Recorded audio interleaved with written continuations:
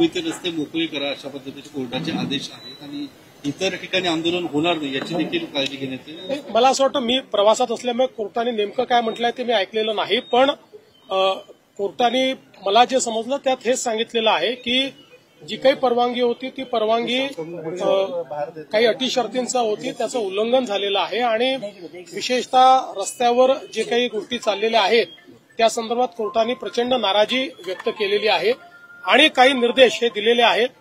जे काही कोर्टाचे निर्देश आहेत ते पालन करणं हे प्रशासनाला क्रमप्राप्त आहे. प्रशासन कोर्टाच्या निर्देशाचं उचित पालन करेल.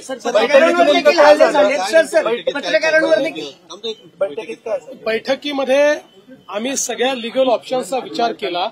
त्याच्यानंतर काही त्या ठिकाणी जे काही मार्ग काढता येतील ते मार्ग काढत असताना कायदेशीररित्या ते कोर्टात कसे टिकू शकतील या संदर्भातली काही चर्चा झालेली आहे. त्यातली काही माहिती अधिकची मागवलेली आहे. ती माहिती आल्यानंतर पुन्हा एकदा आम्ही बसलो होतो आणि या संदर्भात एकदा जे काही मार्ग आपल्याला काढायचे आहेत हे जर कायदेशीर मार्ग काही जर त्यातनं शक्य असतील तर ते काढण्याची आमची मानसिकता आहे.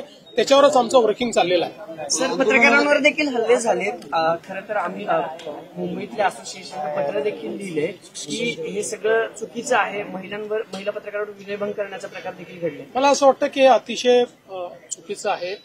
पत्रकारांवर हल्ला आणि विशेषतः महिला पत्रकारांचा विनयभंग हे कुठेतरी गालबोट लावणार आहे. कारण आपण 30 पेक्षा जास्त मराठा मोर्चे बघितलेले आहेत, त्याची शिस्त बघितलेली आहे आणि मला असं वाटतं की त्या मोर्चांनंतर सरकारने सकारात्मकतेनं केलेला निर्णय देखील त्या काळातला किंवा शिंदे साहेबांच्या काळातला आपण बघितलेला आहे.